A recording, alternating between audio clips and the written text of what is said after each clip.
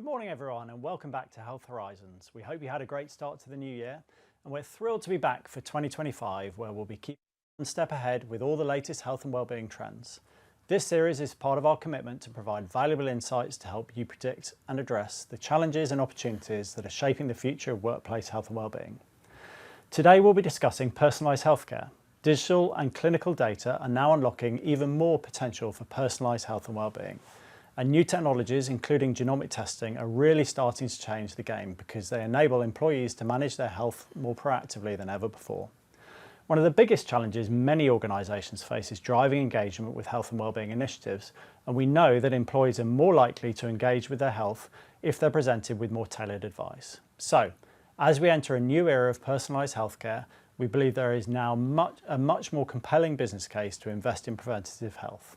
Today we'll discuss how innovations in personalised medicine have the potential to empower your whole workforce with a personalised health plan and proactive interventions tailored to them. So I'm delighted to be joined by Dr. Anne Le Petit, Chief Medical Officer for Bupa Group. Welcome, Anne. Dr. Tim Woodman, Medical Director for Bupa UK Insurance, and Dr. Rishi Patel, Head of Health Services for Bupa Health Services. And it's not lost on me that I'm the only one that isn't a doctor, so I'm feeling slightly inadequate now. Anyway, we'll also be joined with a pre-recorded interview with Mr. Merv Rees, who's a consultant surgeon, where he discusses his journey through cancer treatment. It's super powerful, so look forward to sharing that with you later on. As always, please send your questions throughout the session and we'll answer as many as we can a bit later on. And of course, we've got our well-awaited polls as we go through too. So lots to get through, let's get started. So I think I'm coming to you first, Tim. So from a clinical perspective, can you start by explaining what personalised healthcare is and the business benefits it can bring? Yeah, sure. I think historically, when we've looked at health advice and health interventions, it's been done on the basis of population medicine. We've looked at the evidence that applies to a whole population, and we've tried to produce interventions that will benefit most of that population most of the time. But it's very easy then to say, yeah, but that doesn't really apply to me. You know, this is a massive study. What we're now able to do is to look at interventions that are much more tailored to an individual. And you know that if something is more likely to affect you, you're more likely to try and do something about it. You become more engaged with your health, you become more engaged with your well-being.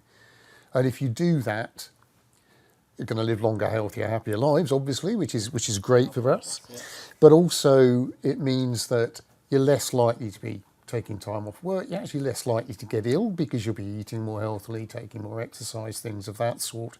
And it has real benefits for employees and employers, because if you're engaged in your health and well-being, your mood is improved. We know that exercise improves health and improves mood, for example. You'll also be less likely to be taking time off work. When you are at work, you're going to be more active, more focused, more engaged. So from an employer point of view, it's great. You've got a happy, well-motivated workforce. They're taking less time off, less cost to you, better productivity, and so on. So actually having interventions that are tailored is really great. And what we're now looking at is harnessing the new sciences, looking at things like genomics to identify specific risks, so you can then have a plan for your own health and well-being, which is tailored to your own individual risks. Great. So effectively, rather than doing, the things you intuitively think are right, you can actually really zero in, and then from the employer's perspective, engagement hopefully is up. With that sickness down. And it's been shown to work. Yeah, feels like a bit of a no-brainer, really, to be honest. Anyway, so coming to you, Dr. Rishi, next. At Bupa, we've recently launched My Genomic Health Pilot. Can you tell us a bit more about the pilot and the benefits it can bring to our business customers? Yeah, thanks, Richard. So we're really excited, Bupa, to be the first major UK private healthcare company to offer whole genome sequencing to selected UK customers. And before going into the pilot, I think it's really important to set out why we think this is a really interesting area to be looking at. So building on Tim's point, essentially our genome is our body's instruction manual. So we're born with it. We have a copy of our genome in every cell in our body. And essentially it's what makes us who we are. So it doesn't change over time, but the key bit is it's completely personal to you as an individual. And decoding or sequencing this information that's contained within our genome can provide incredible insights into our health and well-being. And that's exactly why we've launched the My Genomic Health Pilot. As part of the pilot, we're looking to offer whole genome sequencing focused on prevention to around 4,000 of our customers. What this means in practice is that by doing this, we can offer a personal genetic risk profile to our customers. So information unique to them on their genetic predisposition to developing more than 60 actionable conditions related to common conditions such as cardiovascular disease, cancer, and diabetes. And by doing this, we can then provide them with a personalised health plan to manage the risks that have been identified unique to them. So that is essentially aimed on preventing those conditions from developing or promoting early detection if they do occur. But the second benefit is that empowered with this information, employees and individuals can actually be much more proactive about their own health and take measures into their own hand with our support as well. So we're really excited about that as a sort of an additional tool that we've got to sort of help drive that prevention agenda, as well as information on future health risks. The genome sequence can also give much more a much wider breadth of information to sort of shift the dial towards personalised medicine. Another example is our DNA really influences how we respond to medications as an individual. We know this is a huge problem at the moment. It's estimated that around 90% of commonly prescribed medications only work in about 30 to 50% of those prescribed to. That's a huge problem. So for individuals, that means a high risk of side effects and poorer outcomes. So using this sort of information, we can move to a much more personalised prescribing approach as well, where individuals can work with their clinicians to essentially have medications where they need it that are personal to them, that work best for them. So taken together, we're really excited about the transformative impact this can have in terms of moving to a much more preventative, personalised and proactive approach to healthcare. Great, thank you. Now, look, beforehand, I know I said I wouldn't go off script, but I'm going to go straight off script. So I've got another question. So how does that work with health assessments? Do you see this as a replacement for health assessment or complementary or? Yeah, absolutely. So it's entirely complementary. So if you think about the purpose of health assessment, essentially that's about, identifying, where you are as an individual in terms of current sort of health status. So this is an incredible additional data point and set of data we can incorporate into that. Genomic data is really important, but so are other data points as well. So, your age, your family history, your personal medical history, your wearable data, those sorts of things. So it's really about combining all of that together in a really powerful way, and then supporting individuals to make that change. So it's entirely in line with the health assessment program. So it's just an extra layer of rich data. Okay, great. Thank you very much. Well, I knew I'd keep you on your toes. Right, Anne, coming across to you. So with healthcare becoming more personalised, what role do you think data will play and how will this benefit our customers? So building on what Tim and Rishi just shared, all this is only possible if you have data. And collecting data means that you need to collect a vast number of data that can come from genomics, but as Tim was alluding to, all the medical treatments, all the medical pathways, so screenings, programs, etc., are built on evidence-based medicine.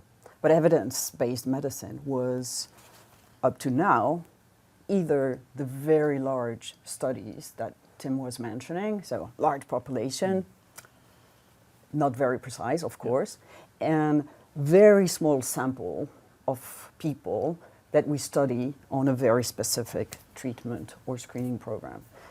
And in between, there's everyone. So the clinical data is breaching that gap, I would say, between the two, saying we can now have from any medical device, from any lab test, from any CT scan, MRI, wearables data, everything is digitalized today. Everything can give you all the clinical data that you need to analyze and personalize. So clinical data is absolutely key. For instance, if you talk about genomics, wonderful. So we detect now much earlier risk factors. But then you need to have clinical data to follow that, to determine what is the best screening program so that you anticipate that risk. Yeah. And all this will have to be super personalized, and because we have clinical data, we can be super personalized. So for the customer, it's a game changer. It's everything accessible, which was not When I started my studies, we had papers to collect all the clinical data for a study. It was a nightmare. Yeah. Now, it comes automatically on the computer, so it's a massive difference for everyone.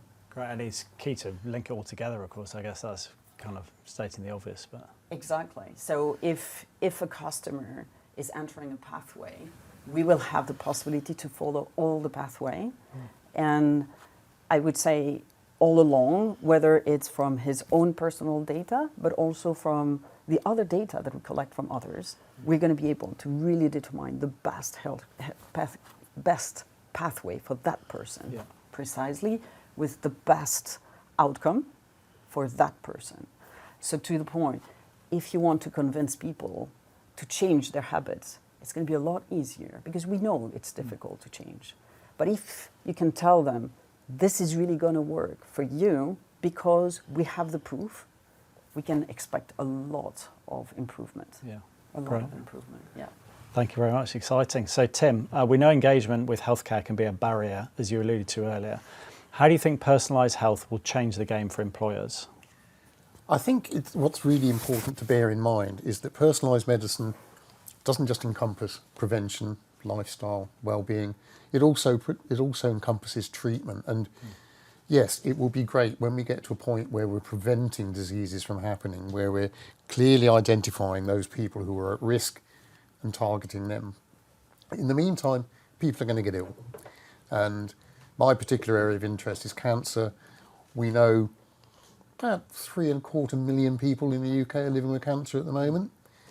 And cancer treatments come with side effects.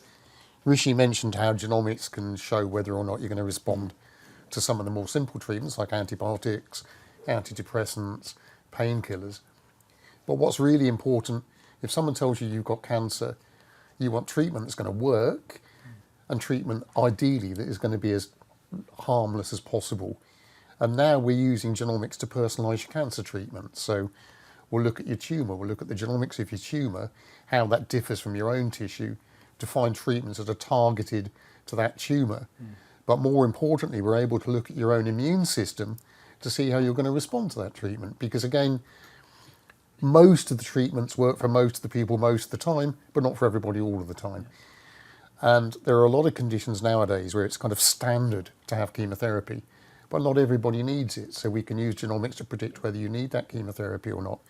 Now, it's been estimated that for breast cancer, time lost from work due to chemotherapy for breast cancer is about £133 million a year. So that's a big cost. That ignores the fact that those people having chemotherapy will be suffering from side effects. So if we can help target that treatment on a personalised basis, it improves the experience of that person. They're more likely to be at work. It's a saving for employers. Again, it's kind of a no-brainer, and we're going further and further down that road all of the time, so that two people with ostensibly the same tumour type might have completely different treatments because we're now able to personalise those treatments to them. Knowing we can do that enables the person to engage with their caregivers, with their oncologists, with their employers. They become much more involved in their treatment.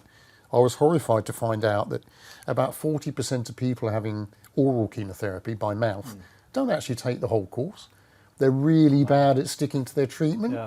But if they're engaged in it and they know this has been shown to work for them, they're more likely to take it. So again, you know, from in health terms, they're going to get better. For an employer, you're going to have a happier, healthier, more engaged employee as well. So I think personalised medicine, as we've all said, will improve engagement, not just at the prevention and wellbeing level, but it also will help treatment to be more effective.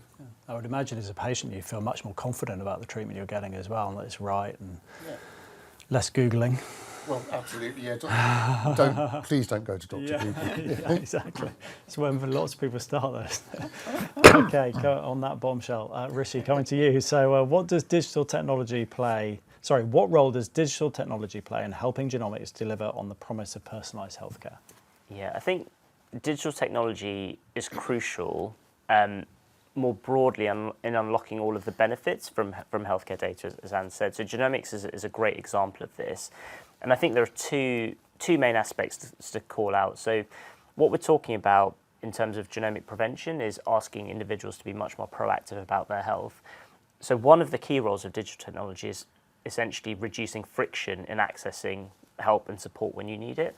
I think the way we've all got used to interacting with digital tools as part of our health journey has changed over the last 3 to 4 years, whether that's sort of digital first consultations, whether that's ordering repeat medications via the NHS app, or whether that's interacting with a mental health chatbot even. So I think if we're asking individuals to be more proactive about their health and identifying risks further upstream in a much more personalised way, then actually improving access to help and support on a more continuous basis, which digital technology is crucial for, is a key example of where that will play a big role. But the second one is in terms of acting on data in real time. So ultimately, at an individual level, what you want to be doing is monitoring and tracking progress over time. And digital technology, be it through wearable data or other types of data, can give you that real continuous feedback loop in real time, so you can actually act and monitor and feedback in a dynamic real-time environment, rather than waiting for something to happen and then acting, which is sort of the current more traditional reactive model of healthcare. But at an employer level as well, what that enables is sort of understanding aggregated data as well, to understand where the needs of your employees are as well. So when we combine that all together, there are huge benefits at sort of the individual level, at the employer level, but it also just enables us to move from a much more sort of static approach to healthcare to a much more longitudinal, continuous model as well, which ultimately shifts the dial towards sort of prevention and better outcomes as well. So we talked a lot about employees, haven't we? But it feels like employers will be able to be much more targeted about their interventions as well, with a bit more certainty that they're going at the right stuff. Is that the sort of right interpretation? Or? Absolutely, because I think we think about personalisation at an individual level, but there's also personalisation actually at a sort of an aggregate level, isn't there? Because ultimately, with a set amount of resources available to support employees' health and well-being, if you have this sort of targeted data, you can then direct those resources to where they're going to be most effective based on the needs of your workforce. Yeah, sure. Great, thank you very much. Right, Anne, I'm coming back to you now. So what advancements in health data analysis can help identify health trends and potential risks amongst employees? Yeah, that building on exactly what Rishi was saying, I think it's a key element that is coming already. And I think if you look at Bupa, because we are what we call a payvider, so we have the funding part, but we have also the provision part. So we have all the clinical data of a person. So we have a whole 360 view of the data of our customers. This is a fantastic way to really analyze trends, because you don't have angles where you don't see the patient. You really see it in all his or her aspects. So it has a huge impact on capability to identify, as you said, for the individual, but also for a company or even for an insurance company. So we have much more capability to detect trends, either in prevention. So typically, today, we all know prevention is good, but no one has proven the return on investment. And no one is able to say it's actually better to pay this before than wait for the claim to happen. Because of health data, we have now the full capability to identify progressively all those trends and all those return on investment. So if I take the top 2 claims in terms of frequency, it is MSK, so musculoskeletal disease, and mental health disease in terms of frequency. Cancer was yours for the high cost. But in terms of frequency, it is super important to detect trends and to anticipate what will be the best. It is absolutely possible with health data. So this is going to be a huge change in the way we approach those 2 pathologies that are so frequent for employees. So in terms of the employer, I mean, they're talking about claims areas and paying claims, and obviously that, that's what makes up the premium. You can make a big impact on that. It's going to be a huge impact. Yeah. So typically, if you take the mental health, because you have much more data, you're going to be able to say, well, for those people that are isolated, that are in this geographical area, that have this type of comorbidity. So for instance, the people that are diabetic and obese and mental health, it's a different proposition than the one that don't have those issues. So you're going to be much more able to determine those trends because you have big data. Yeah. So that makes a big difference. And then, of course, it's going to be very targeted. And then, for instance, we can say for a population of employees, well, for your population, because you work in a specific geography, because you work with a specific type of population, you should do this type of prevention program instead of that one that is standard but doesn't work specifically for your population. So yes, it's going to be a much better investment for everyone. Yeah, it's much more targeted for the business as much as the employee. Big difference to anticipate. Great, thank you. Rishi, coming back to you. So what are the benefits of introducing personalised preventative initiatives in the workplace?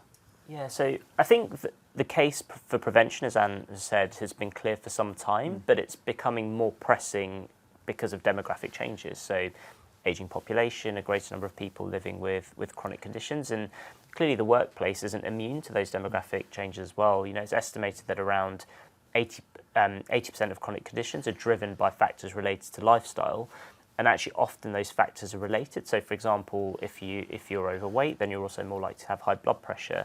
So all of those factors are interlinked as well. And the benefits, you know, of a preventive approach for employees are clearly around, you know, in preventing conditions from occurring in the first place and actually improving health outcomes over the long term.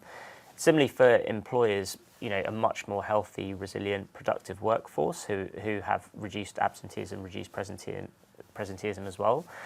The good news is, I think we know how to do prevention, and actually workplaces have been, or employers have been leading the charge on this for some time, actually offering access to health assessments, health screening, wellness initiatives, mental health support, those sorts of things. And we know prevention is all around, you know, measuring risk factors related to, you know, common diseases, cardiovascular disease, obesity, diabetes, those sorts of things. The bad news is we know it's also really hard to do. You know, we all sort of know what we should be doing, you know, eating well, sleeping well, exercising. It's really difficult to sustain those sorts of habits. So I think moving to this much more personalised approach sort of helps to sustain that behaviour change, and I think helps to shift the dial in terms of, again, moving from that sort of more static approach to sort of a one-off health check to that much more longitudinal approach as well. And the concept of personalisation, I think, in healthcare is catching up potentially compared with other aspects of our life where we have much more personalised experiences already. So the same way our music streaming is personalised, the same way our streaming for video shows is personalised. Actually, healthcare should be the same. We all have different needs, preferences, and those should be reflected in the way we deliver and consume healthcare as well. Great, thank you. I was going to make a joke about Spotify then, but I don't think I will. Ever decreasing circle of music you end up listening to. But anyway, I'll dig myself out of that one. I'm going to come to you, Anne. So, what role will AI play in personalised health, and what innovations can our customers expect to see in the next 5 years? Well, AI, I mean, I'm not revealing anything to anyone. Yeah. AI is central. Yeah. It's central if you manage big data, right? No human can manage that anymore. I think given the fact that AI is the enabler to analyze trends, anticipate return on investment on any measures, it is key. So no doubt it's central. It's central also because you want to build personalized health plan. But it's not so easy. It's multi-factors. So to do that, again, a human is going to be very limited. So the personalized plan that we're all talking about will be built by AI. And if we talk about innovation, thanks to that, I think in the next 5 years, Bupa is going to be absolutely key to support our customers. Bupa is going to have this electronic medical record that enables to connect all the data and data from the clinical health assessment, from your treatment, from your lab test, etc., but also of your lifestyle. So your wearables data, your weight, etc., etc. So all this will be central in Bupa to enable to be very proactive towards our customers. So that's one big innovation that will completely change. It's not going to be just, I would say, this already amazing app. It's going to be much more. Yeah. I think if you look also at the MSK, for instance, we were talking a lot about that MSK.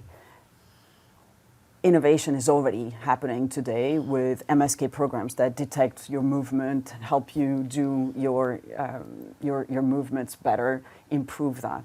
But that means a lot. That means that tomorrow, because of AI, those programs won't be standard. They will be very personalized to you. So because you have this disease, because you have this shoulder hurting, the movement will be a little bit different than you because the AI is able to adapt and adjust.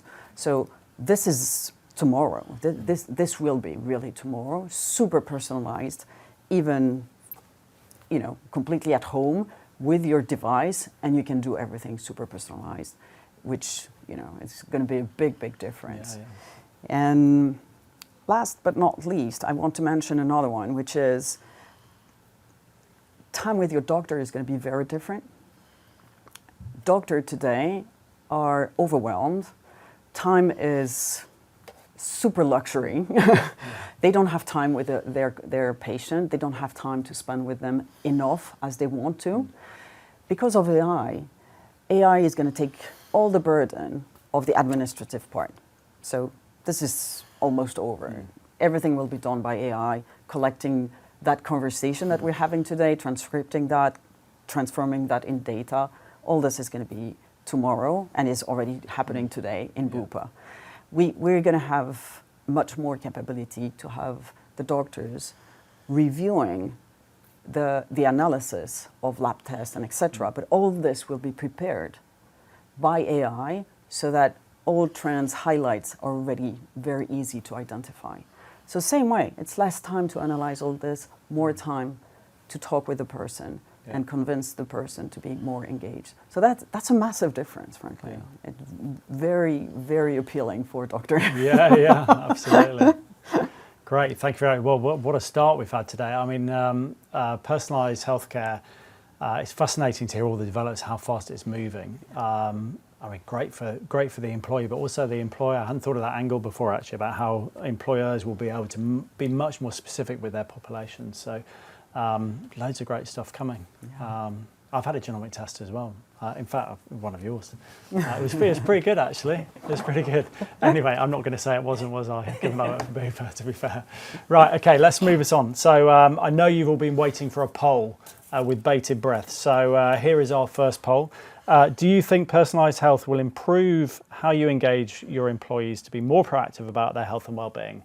Yes or no? We'll let you know the answers later on. Right. We're going to move on into part 2 now. So we've discussed what role genomics and personalised health can play to help your employees manage their health more proactively and how it can benefit your business as a whole.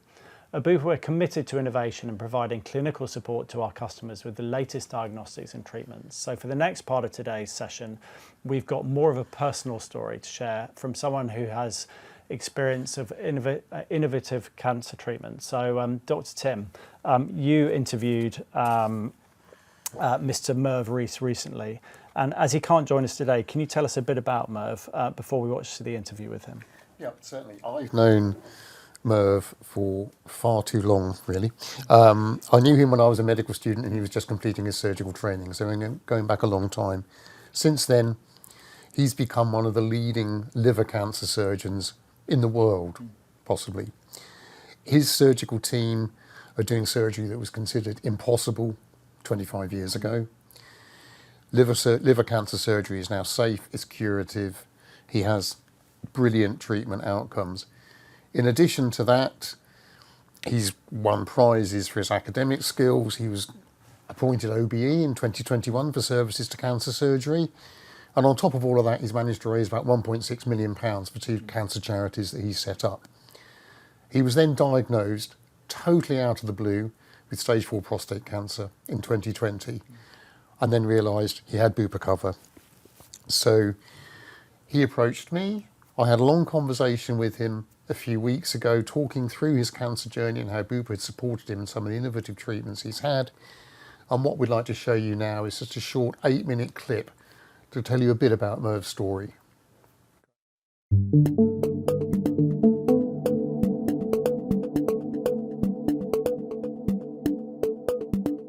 So Merv, first of all, thanks massively for coming along to share your story with those who might be listening and watching from Bupa and elsewhere. Maybe you could start by just telling me and telling us how you first found out that you actually had cancer. Well, as you can imagine, it was a bit of a shock.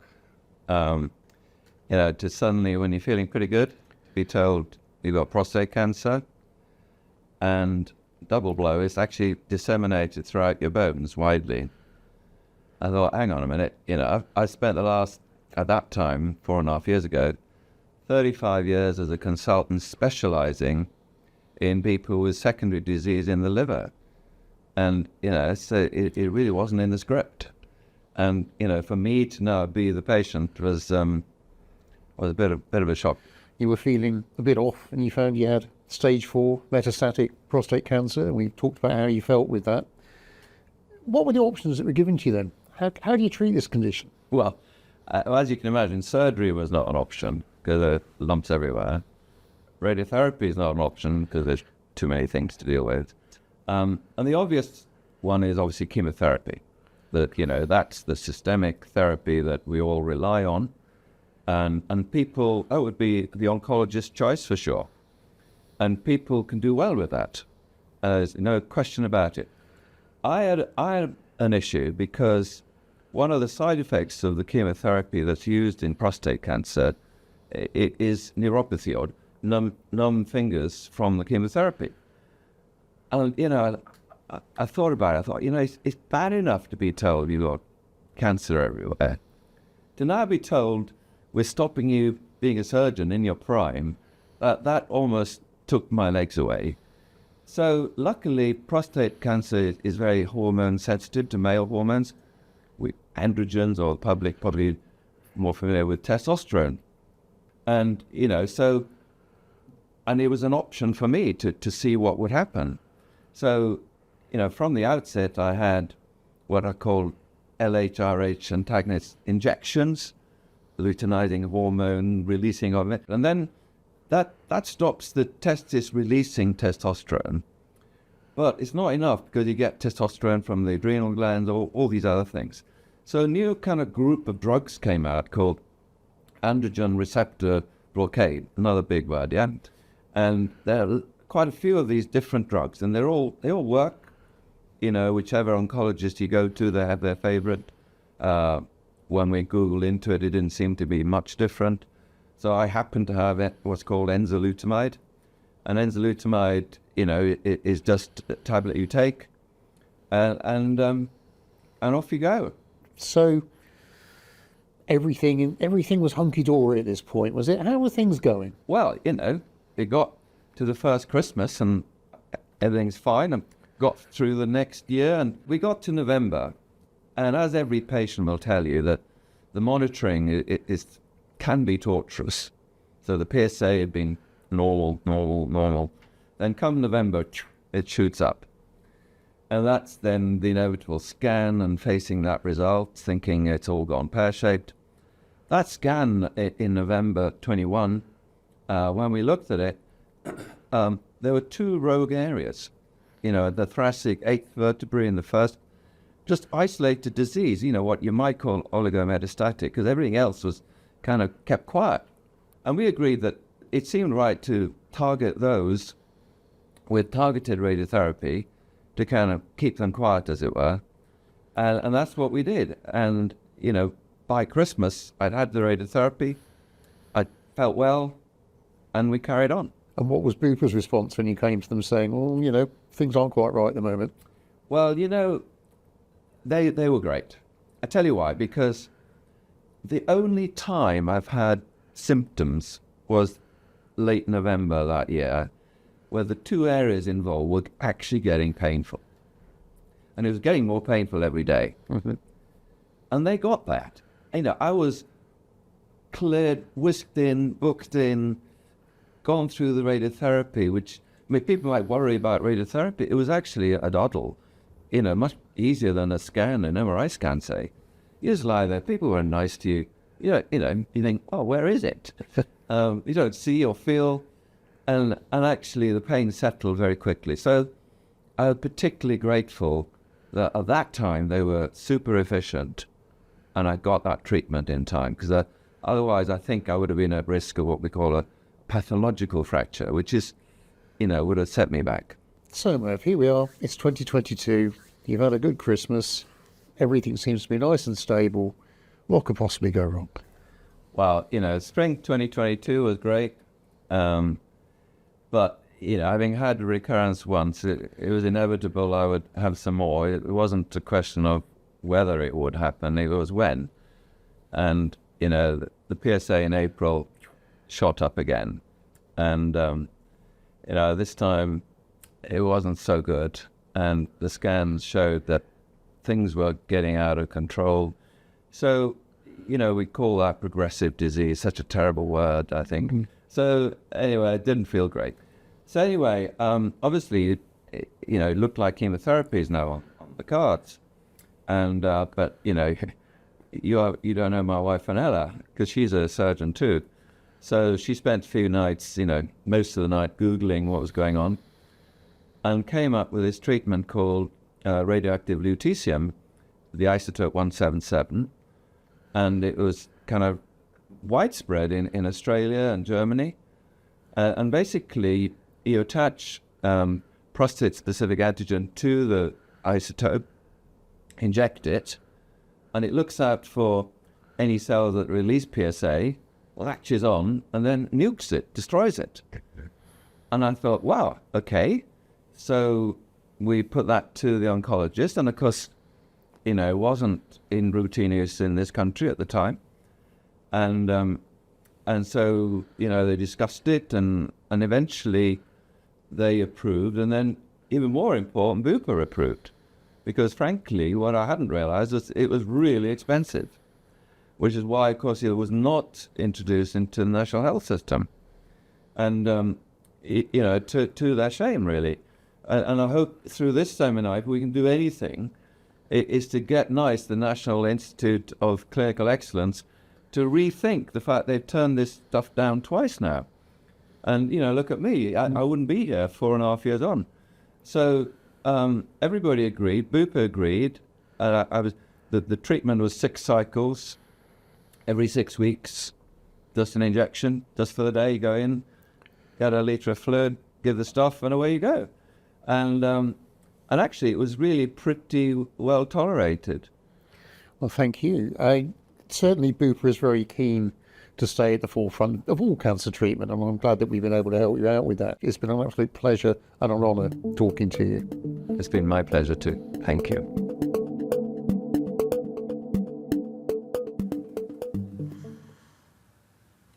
Well, thank you, Tim. That was a super powerful session. We've got lots of feedback in it. Oh, it's gone. Excellent. Right, on to the next question then. So, have there been any other recent advancements in cancer diagnosis and treatment technologies? Oh, where do you want me to start? I think one thing I should point out is that Merv is still working full-time as a liver cancer surgeon as a result, in no small way, to the treatment that he's been able to get through Bupa. What we're looking at new innovations all the way through the cancer pathway now, from diagnosis through all the different forms of treatment. Some of you may have read about Giles Corran, the restaurant critic who was recently diagnosed with prostate cancer, and he terrified everybody because he was really scared about the diagnostic tests that were involved. We're now using more subtle diagnostic tests that are less invasive. Merv was talking about PSA, which is this blood test. It's horribly insensitive. You can have a high PSA without cancer and a low PSA with cancer. For those men that are in the middle and you're not quite sure what to do, we're now approving a new blood test which you add to the PSA, which can tell you whether you've actually got high-risk cancer and whether you need to go and have further investigations and further treatment. We're doing the same thing for bladder cancer now, so you don't have to have painful investigations. It's done on a simple urine test. We're also looking at using AI to help with diagnosis, so particularly things like breast cancer and lung cancer. If you put enough data in, you can get a reasonable, well not reasonable, actually a better than human estimation of whether you've got invasive cancer or active cancer. There have been innovations in radiotherapy that Merv alluded to. We're now able to use radiotherapy in a much more targeted manner, so we're avoiding a lot of the side effects that used to happen with radiotherapy, reducing the number of times you need to go. It could be, with some cancers, you would have to have 37 sessions of radiotherapy. That's every weekday for 7 weeks. That's a lot of time for you, a lot of time out of work. We're getting that down in a lot of cancers to 5 sessions. Within a couple of years for breast cancer, it'll probably just be 1 session of radiotherapy. We're also looking, again, at using genomics to make sure if you're offered chemotherapy, it's the right chemotherapy for your tumour, the right chemotherapy for you. Are you going to respond well to it? Are you liable to have a lot more side effects? And if so, how can we manage that? So there are new innovations coming along all of the time. Merv talked about the worry of neuropathy affecting his hands because he's a surgeon. He talked about hyalotherm, which is a cold glove. You can wear cold gloves, cold booties. That's obviously, in his case, worked brilliantly. We routinely offer the cold cap, which cools your scalp down, keeps your hair. So again, it just improves your experience. And if you're going to go back to work, I think that's really important. So yeah, there are new innovations and technologies coming along all the time. When I finish here, I'm going off to talk to a genomics company about some really exciting stuff that they're doing. So the landscape's changing on almost a weekly basis. Yeah, it sounds amazing. This one isn't scripted, but I mean, how about vaccines? People have been talking about vaccines. Is that like 30 years away? Or is that... I think cancer vaccines are potentially less than 5 years away. We're starting, I think, because one of the few good things to come out of the pandemic is the technology for producing vaccines has improved massively. So we will be getting cancer vaccines, I think, within the next 5 years. The challenge for insurers, the challenge for employers is going to be, are these going to be expensive treatments? Because some of the new cell-based treatments, which again use your immune system to fight the cancer, they're about £500,000 a pop. So I think vaccines are coming. I think they're coming quite quickly. It's all going to depend on how they develop commercially. Okay, so back to genomics. I've got some quick fire questions for you, Rishi. So for genomics, would this entail a blood test at outset? Yes, a blood test. Cool. So, and then I've got another question here. How do I become an early adopter? Oh, please speak to your account manager. He'll be able to give you more information on how to set that up. Excellent. Told you they were quick. And third one, how accurate is genomic testing presently? Is it a case of being AI driven, so improved accuracy is obtained over time? And if so, can it be trusted now? So I think it's important to understand that, you know, this is a rapidly evolving field. You know, we've talked about the pace of innovation. I think this is, you know, predictive or preventive genomic testing is a very new field, in particular offering whole genome sequencing in the way we've discussed. The first human genome was actually only sequenced in 2003. It took 13 years to do one and cost about $1 billion. So if you 20 years on, which isn't, a huge amount of time, that cost has probably come down about 1 million-fold. And the amount that we're learning from what our genome can tell us is changing pretty much on a weekly basis.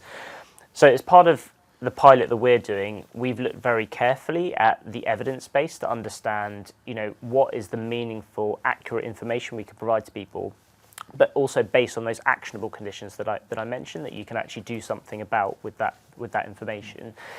It's also really important to say, I think, we're not talking about certainty or predicting with 100% accuracy that this thing will develop. What we're saying is that these are risks that would otherwise be invisible to you. So it's about surfacing those risks, then helping people to manage them. So combining sort of those conditions that we feel are accurate enough to provide information about with the actionability and the help to support is really what we're doing here. At the moment, there's no sort of AI involved in the process. We use sort of a bioinformatic process to essentially decode the genome and provide that information back to people. But to Anne's point earlier, I think in the future there are huge potential applications for how we incorporate that. But the pace of change is amazing. So I think, as you'd expect, we're keeping up to date and evolving it as we go. Great, thank you. It's all moving so fast, isn't it? Can't believe it was that recent as well. Anyway. We've been asked to clarify something. So Tim said most treatments work for most people most of the time, but Rishi said 90% of meds only work 30 to 50% of people. Was Tim only referring to cancer? In a nutshell, yes. I mean, a good result on a cancer trial is 60% of people will benefit. So, yeah. Great, thank you. And while I'm with you, I'm going to keep going. So, what support does Bupa provide for all the impacts of cancer, i.e. help beyond the treatment, so psychological impacts, physical, practical, recovery, etc.? We basically have a complete wraparound package. So we have an oncology support team, which has got specialist nurses in it, specialist advisors in it. We now have a dedicated mental health support team because we recognise the psychological impact of cancer is sometimes as great as the physical impact.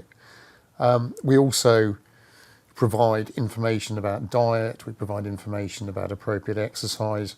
The team is always available to talk people through problems and explain treatment options to them. So we provide a range of support across all aspects of the cancer journey, and we're working very hard on developing that even further. Great, thank you very much. And then final question, if I can find it here. So, to whoever would like to ask it, answer it even. How would genomics testing look in day-to-day treatment? We're using genomics in day-to-day treatment now. For example, as you work your way through, if you're diagnosed with cancer particularly, we'll be using genomics to inform what kind of diagnostic test you have, what's your risk of the cancer coming back, what's the best treatment for you to have. Once you've been treated, we're now using genomic testing to identify, has that treatment completely cleared your cancer up? Previously, we would be able to say, right, well, we've done some imaging, we can't find anything on the imaging. Now we can say down to an individual fragment of DNA level, there is no sign of cancer. We can then carry on doing that with a simple blood test to see whether or not the cancer's coming back. If the cancer comes back, has it changed? Because genetically, that's quite often why they do recur. If they've changed, again, we can identify another treatment which is more likely to work. So in day-to-day practice, I think genomics is going to be embedded right the way through the cancer pathway. Great, exciting. Any builds from you guys? Yeah. I think just one build is that, at the moment we're talking about genomics as almost a separate thing or as part of it, but actually it'll become routine very quickly, both in the prevention and the treatment space. So it'll become essentially embedded as part of routine healthcare across that spectrum from prevention to treatment. Great, thank you very much. Great, well, look, this brings the first session of the year to the close. Thank you very much to my panel. It's been a really good discussion. It strikes me there are huge benefits for both employees, consumers, but as well as businesses in terms of personalisation, and things are moving super fast. If you'd like support for your employees with genetic testing and want to find out more about our My Genomic Health Pilot, then please speak to your account manager. We'll be back in May, where we'll discuss how businesses can better support employees who are silently suffering from addictions. Thanks for joining, and see you soon.